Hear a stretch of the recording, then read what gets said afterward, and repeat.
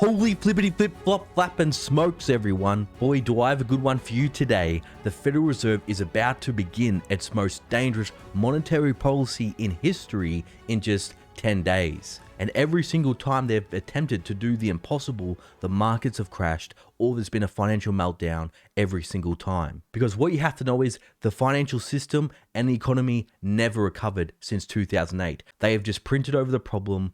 They have tried to hide things by covering things up, by just throwing more money at it. But the fundamental issues with the financial system and with the economy have not been fixed. But them trying to fix all their problems by just printing more money has come back to bite them. And they're not going to be able to do the same thing they were able to do in 2008 and in 2020 to save them from the economic hurricane that is coming. And with the economy already in a recession, the stakes have never been higher. So everyone, please hit that like and subscribe button to support the channel, and let's not waste any time. Let's get straight into it. Okay, so what has been the talk in the town for the Federal Reserve about what they've been doing with their monetary policy? Well, obviously, there's been a lot of talk in the markets about what the Federal Reserve has done with interest rates. Now, they've recently lifted interest rate from 0 to 2.25%. Their most recent hike was 75 basis points. This month, there's been, a big celebration in the markets because they thought, with this inflation reading coming in a bit low this month, there's just only one singular inflation reading coming in low. They think, yes, inflation's going away. The Federal Reserve is going to stop lifting interest rates. They're not going to have to taper their balance sheet. And, we're going to go back to the moon. Fortunately for the markets and Wall Street, these hopes quickly faded as the Federal Reserve came out and reiterated that no, we are going to keep lifting interest rates and we are going to go ahead with our quantitative easing program. And that's why we're seeing the recent sell-off over the past few trading days. So now there's a lot of speculation if the Federal Reserve will actually lift interest rates by 0.75 or 50 basis points at the next meeting in September. But what a lot of people aren't talking about, and this is the whole point of this video because I don't see many finance YouTubers talking about this, is something that could be much more dangerous for the financial markets and something that's going to be much, much harder for the Federal Reserve to pull off. And that is in September, in 10 days, they're going to accelerate the taper of their balance sheet. Right now, they're selling about $47 billion worth of US Treasuries and mortgage-backed securities. That's government bonds, IOUs, and mortgage-backed securities. And what they're going to do is they're going to increase that to $90 billion. They're going to be selling $90 billion every month of these securities, something they've never done. They've never sold off this much assets at this pace ever before. And I'll go into the data in a moment. Every time they've tried to sell off some of the assets on their balance sheet, the markets have always entered a tantrum, and there's been huge issues. And there's actually been things in the financial markets, like the repo markets, absolutely seize up. So for those that don't know, what is quantitative tightening? Well, let me bring this up. This is the Federal Reserve's balance sheet, and all quantitative easing, quantitative tightening is when they inject more money into the markets. You see the money printer go brr, and they increase the balance sheet by buying these mortgage-backed securities and US Treasuries. Now, look what happened in 2008. We can see the Federal Reserve's balance sheet increased from 900 billion all the way up to 2.2 trillion. And we can see here there's a couple of times they tried to sell off a little bit, but no, they had to keep on buying more and more assets in 2010, 2011, 2012. You can see here they didn't fix any of the issues. They kept printing money all the way up till 2014, where the balance sheet hit $4.5 trillion in 2015. Then they just kind of left the assets there. They weren't able to get rid of these assets. They slowly sold off a few here and there over the next 2 years. But here is when the Federal Reserve first tried to attempt to do what they're doing now in March 2018. We can see here the balance sheet was around $4.4 trillion.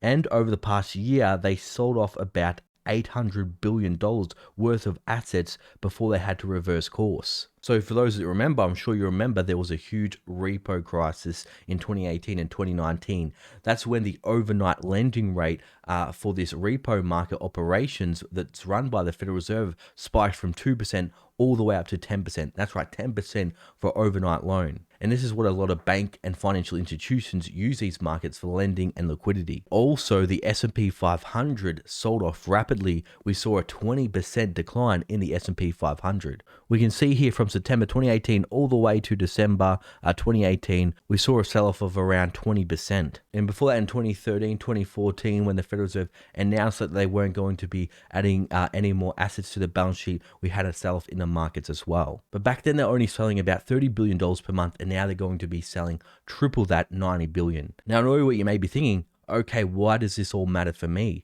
And how does this affect the markets? Well, for example, the Federal Reserve can lift interest rates, but it may not actually affect, the 10-year US Treasury yields or interest rates on long-term assets like the 10-year US Treasury yield.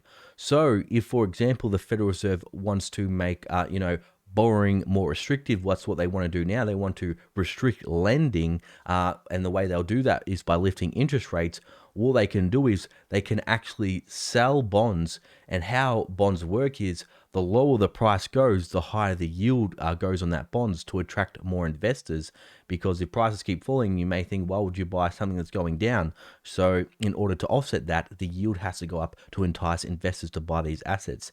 And so what this means for investors is, and why you have to pay attention is, when the Federal Reserve starts selling these assets, it is going to make interest rates go up on these bonds, these US Treasuries. That's going to be more interest payment for the government. The government's debt is already at $30 trillion. And a huge amount of their revenue is going to have to service these high interest costs. Because remember, in 2020, the 10-year US Treasury yield went down to a low of 0.75%. So their interest costs were very low, when now their interest bill is about to explode.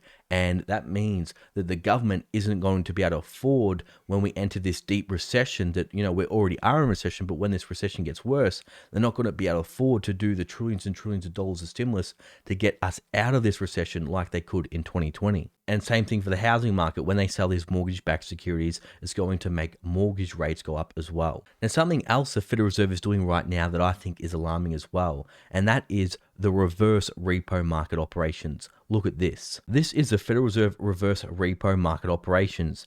Now you can see here in April 2021, it was only around $50 billion per day. This is where banks lend money to the Federal Reserve overnight, and the Federal Reserve gives them US Treasury securities, and they get paid interest.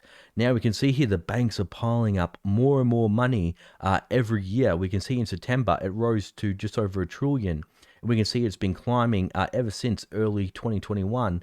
And now it is over $2 trillion every day the banks are parking at the Federal Reserve overnight. And why do you think they're doing this, people? I think the banks are bracing for this economic hurricane that is going to be coming. There's going to be a huge amount of foreclosures, and there's going to be a huge amount of defaults. And the banks have said this in their earnings reports. They're putting aside cash to prepare for these mass defaults that are going to be coming. So the Federal Reserve has tried this twice, and we all know it ends in disaster. But the reason why this is so much worse is the Federal Reserve has never had to taper. They've never had to take liquidity, take money out of the system when we're already in a recession and when the economy is already so weak. Because look at this, they keep saying the job market is so strong. Well, Ford has just confirmed they're going to have some job cuts to pay for this EV transition, and they have announced they're going to have to lay off about 3,000 workers. Because what people have to know is unemployment is a lagging indicator. The job cuts come after we enter a recession, not before it. So now companies know we are in a recession, consumers know we are in a recession, inflation's getting out of control, consumers are cutting back, retail sales are falling, the layoffs are going to start to come. And that's when this recession is really going to get ugly. So you may be thinking, well, okay, is there any way for the Federal Reserve to avoid this? Is there any way out where, there can be a win-win scenario for everyone? Unfortunately, people, the honest answer is no. There is no way for the Federal Reserve to avoid this. They've created this problem by not addressing the fundamental issues, by not letting the free market figure out what a fair price is for a home, for a car, for stocks. I think the Federal Reserve knows the only way to cure this inflation problem and then cure this crazy speculation we've seen in the markets is to let the economy enter recession, let the market reset, let things come back to fair value, and then they can rebuild from a more sustainable base. There is no way they're going to be able to bring inflation under control without a recession and without pain in the financial markets. So this is not financial advice. This is just a humble YouTuber's opinion here. I think it wouldn't be a good idea to be buying in these markets now. I think you want to be stacking cash because I think there is going to be great buying opportunities coming soon. Even though we've saw some lows in June this year, I think we're going to be seeing lower lows. And hey, even if you don't get these great buying opportunities, well, guess what? There's going to be layers coming. There's going to be a deeper recession coming, and you're going to need savings to get through it. So everyone, buckle up because the next 3 months, the markets are going to be entering into unknown territory. So what do you think? Let me know your thoughts below. Thanks for watching. I'll see you all in the next video.